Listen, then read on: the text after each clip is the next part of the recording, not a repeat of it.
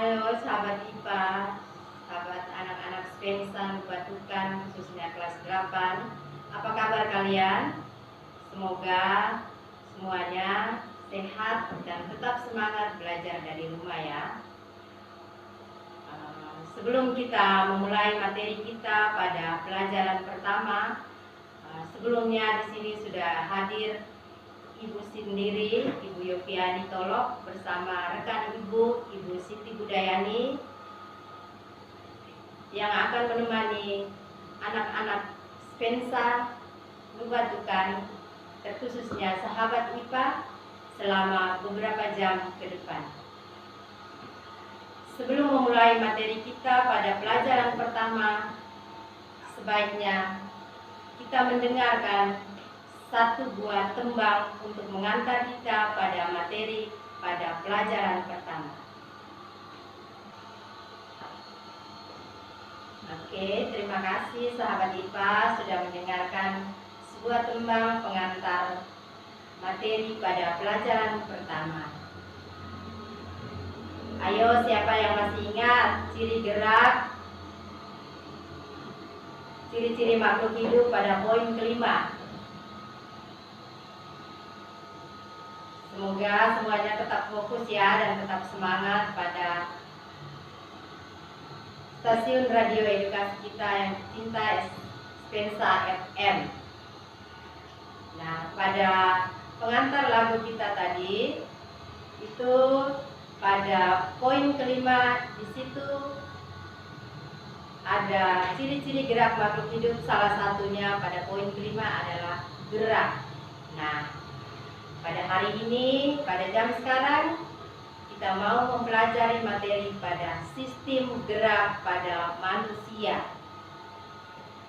Nah, di sini sistem gerak pada manusia itu tersusun atas 3. Nah, yang kita singkat sendiri itu dengan nama gaulnya adalah ROS. Nah, ROS itu apa saja? Nah, ROS di situ itu ada rangka, ada otot, dan ada sendi.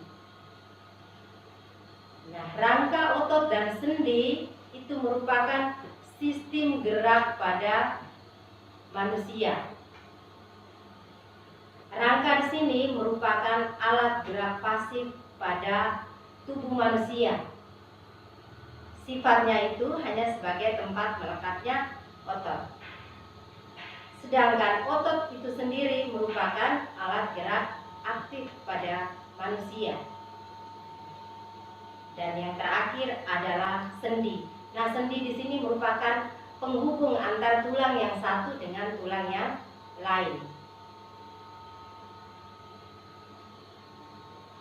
Selanjutnya, kita harus tahu kira-kira sistem gerak yang tersusun atas rangka, otot, dan sendi di situ fungsinya apa saja.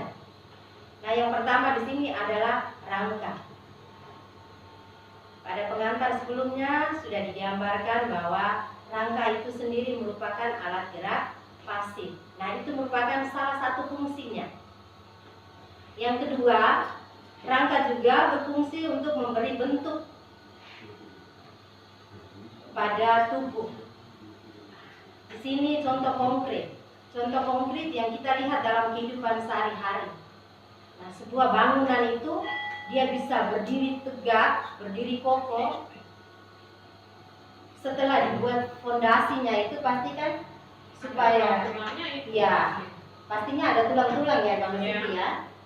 Harus ada tulang-tulangnya. Nah, tulang-tulang di situ itu kita lihat rangka-rangka besi. Rangka-rangka besi itu yang kemudian nanti dibuat sedemikian rupa sehingga berdiri tegak dan kokoh. Itulah yang memberikan bentuk pada bangunan itu sendiri. Iya, betul sekali. Demikian juga pada manusia. Pasti ada rangkanya. Coba kamu bayangkan kalau orang yang sedang memotong hewan itu kalau ambil dagingnya saja itu seperti onggokan kita punya baju yang dilepas begitu saja setelah terlepas dari rangkanya. Itulah istilah dari memberikan bentuk yang merupakan fungsi dari rangka itu sendiri. Kita lanjutkan berikutnya. Fungsi yang ketiga sekarang. Fungsi ketiga juga rangka di sini berfungsi untuk melindungi organ bagian dalam kita. Nah, organ-organ bagian dalam kita ini sifatnya sangat lunak, lembek, sehingga dia perlu dilindungi oleh bagian luar yang namanya rangka tadi. Nah, rangka di sini juga berfungsi sebagai tempat pembentukan sel-sel darah dan sebagai tempat pembentukan kalsium.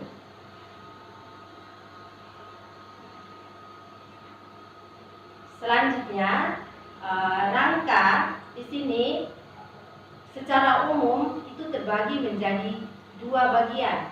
Ada rangka aksial. Nah, rangka aksial ini terdapat pada bagian tengkorak, bagian leher, dada, dan tulang belakang. Jumlahnya ada berapa?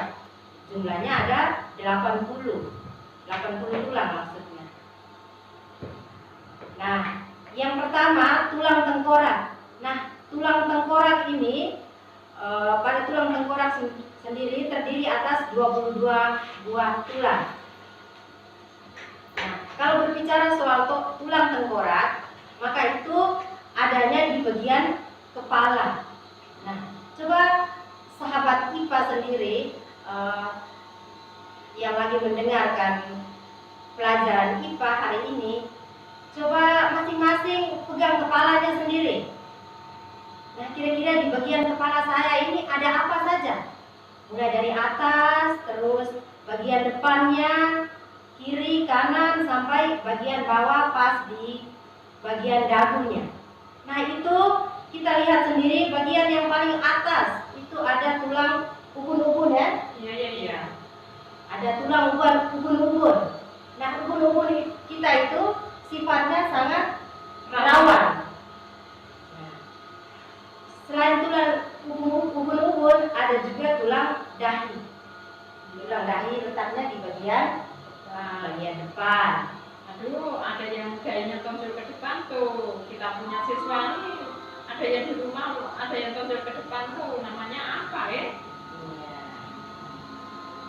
Terus ada tulang apa lagi? Ada tulang kepala belakang, bagian bawah, bagian belakang kepala. Itu ada tulang di situ juga. Terus ada tulang pelipis, tulang pipi, tulang hidung, tulang rahang atas dan tulang rahang bawah. Itu Yohan perlu diingat. Waktu masih kita melihat anak merah, itu ada di ubun-ubun itu sepertinya denyut-denyut. Itu bagaimana ya, Bu Yohan?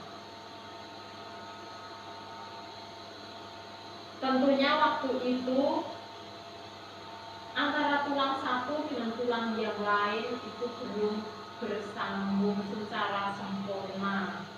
Nah, hal ini karena tulang satu dengan yang lain pada bagian tengkorak itu belum sambung dengan sempurna, maka setelah dewasa itu mempengaruhi jumlah tulang. Waktu masih kecil itu tulangnya jumlahnya lebih banyak daripada setelah dewasa, karena sifatnya setelah dewasa itu sambungan tulang itu tidak bergerak lagi. Maka dikatakan hubungan tulang tersebut nanti kita akan singgung bagian sendi, yaitu sendi mati. Tetapi itu hanya kita tulis sedikit saja, hanya saya ingatkan jumlah tulang waktu masih kecil itu jumlahnya lebih banyak daripada setelah dewasa, karena khususnya pada bagian tengkorak itu setelah dewasa itu menyatu sehingga jumlah tulangnya menjadi berkurang. Bukan berkurang, tapi karena menyatu tersebut membentuk sendi mati. Kemudian yang lebih penting Ibu Yohan, tadi sudah disinggung bahwa bagian kepala itu sangat rawan karena mempengaruhi seluruh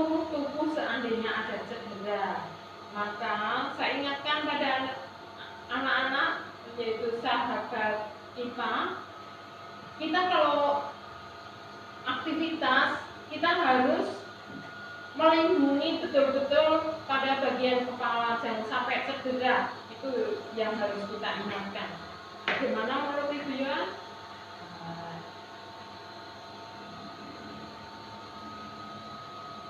Sahabat IPA, ini pelajaran tambahan yang sangat berharga sekali yang kita dapatkan pagi ini dari Ibu Siti. Ingat, pada saat berkendaraan itu kita perlu memperhatikan hal-hal yang sangat berisiko itu. Itu sudah diberikan oleh Mama Siti, sudah diinformasikan bahwa kita harus menggunakan helm. Nah, helm itu fungsinya untuk melindungi kepala kita, karena di situ pada bagian kepala tadi sudah dijelaskan bahwa ada tulang tengkorak, leher, dada, dan tulang tengkorak, leher, dada, dan tulang belakang itu sangat rawan. Oleh karena itu maka kita perlu melindungi tulang-tulang kita tersebut agar terhindar dari sesuatu yang tidak kita inginkan. Nah, kita lanjutkan ya sahabat IPA. Tadi kita baru menjelaskan pada bagian yang pertama yaitu rangka aksial. Nah, sistem rangka yang kedua itu ada rangka apendikular. Nah, pada rangka apendikular di sini itu terdiri dari tulang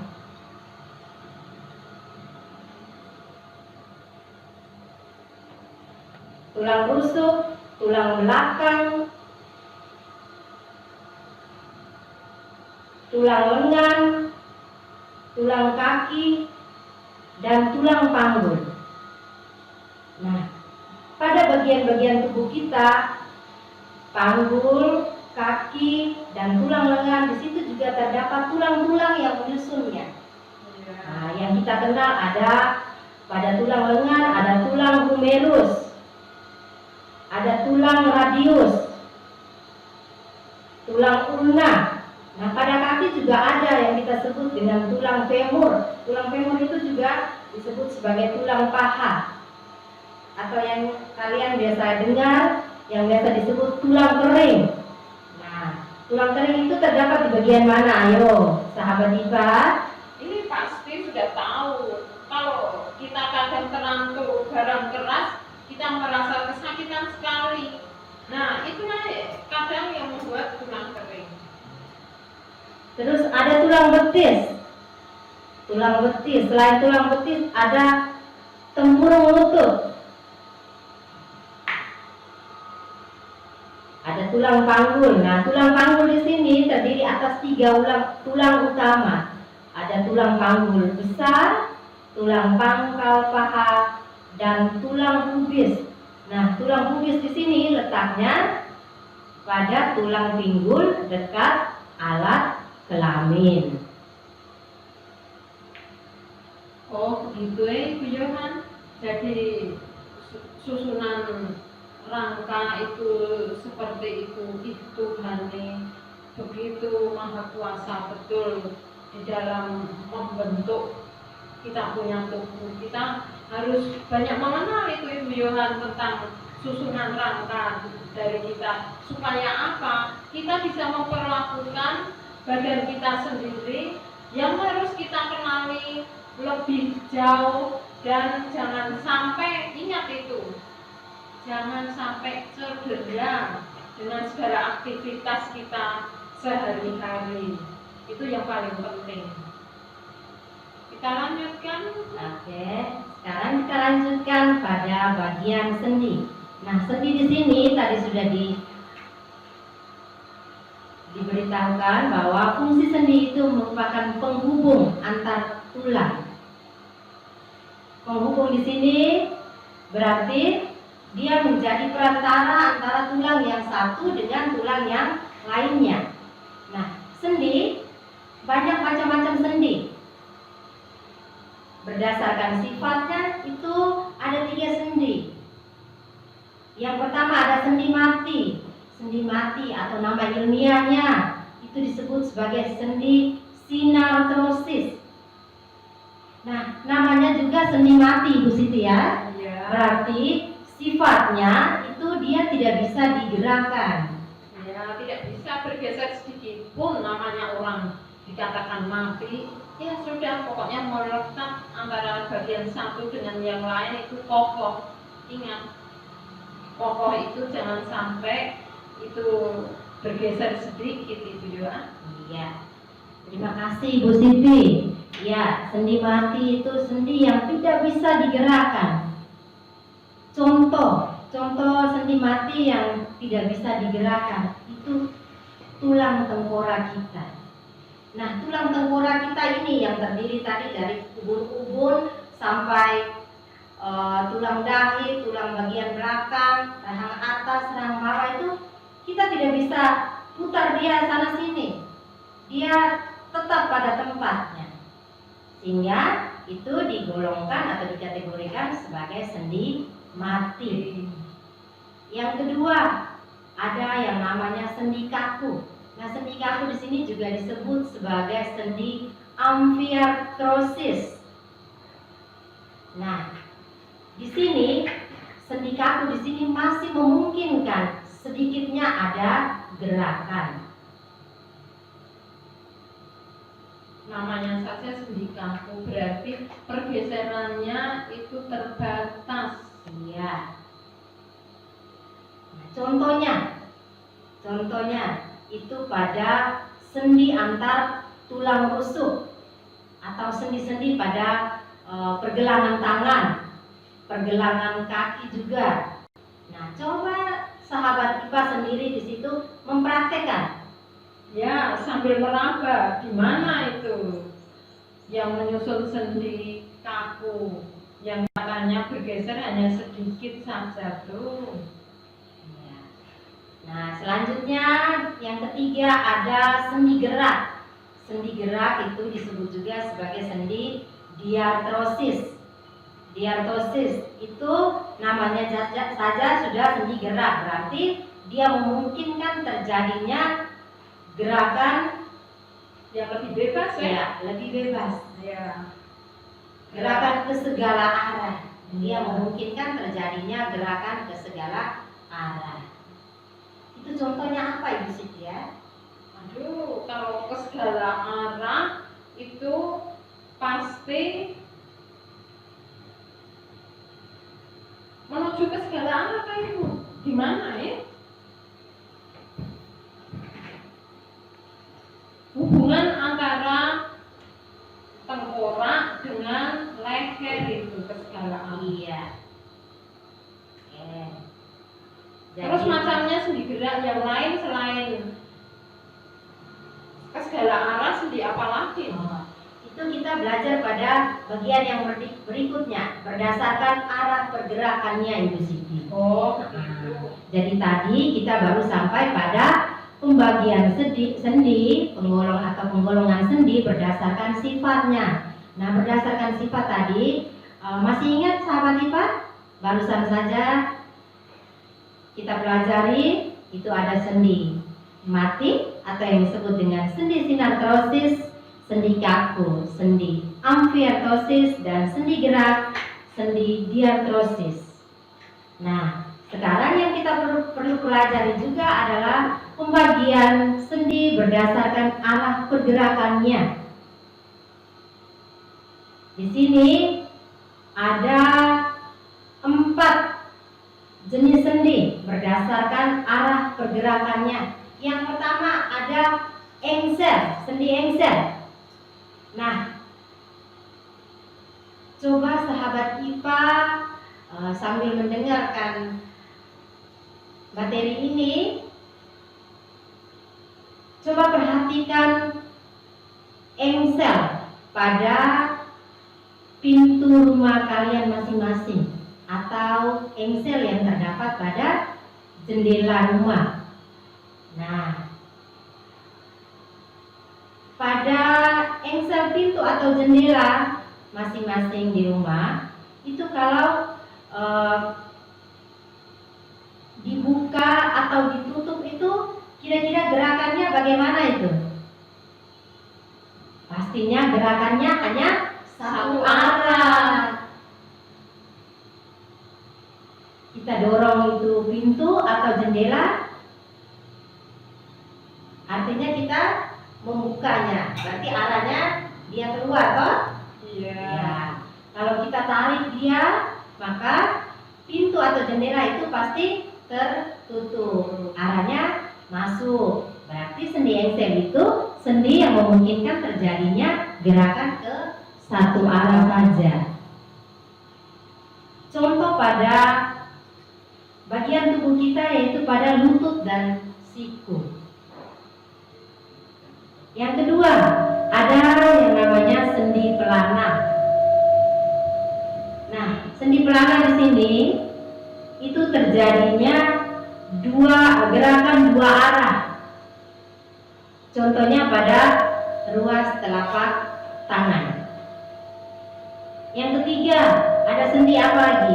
Sendi lutut. Nah, yang keempat ada sendi putar. Nah, sendi putar di sini merupakan sendi yang memungkinkan terjadinya gerakan ke salah satu tulang berputar terhadap tulang lainnya.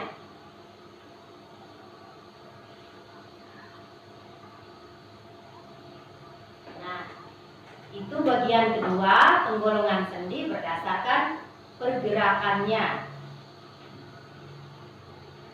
Nah, yang ketiga, penggolongan sendi berdasarkan strukturnya ada 3. Yang pertama ada sendi fibrosa. Nah, pada sendi fibrosa ini sendi yang tidak mempunyai tulang rawan. Satu tulang dengan tulang yang lainnya itu dihubungkan oleh jaringan ikat yang namanya jaringan fibrosa. Nah, yang kedua ada sendi kartilago. Sendi kartilago di sini merupakan sendi yang ujung-ujung tulangnya dihubungkan oleh kartilago. Dan yang terakhir adalah sendi sinovial. Di sini merupakan sendi yang memiliki ruang antar sendi. Nah, kalau dia memiliki ruang yang banyak antar sendi yang satu dengan sendi yang lainnya, maka di situ gerakannya lebih banyak.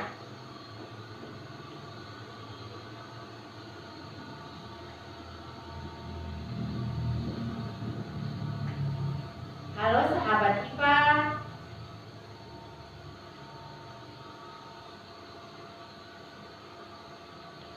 Itu sudah kita pelajari tentang susunan pada sistem gerak yang terdiri atas rangka, otot, dan sendi.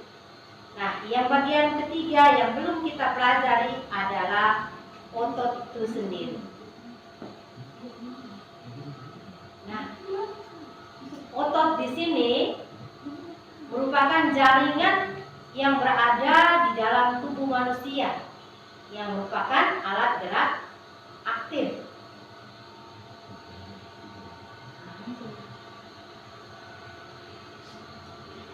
Fungsi otot di sini sendiri merupakan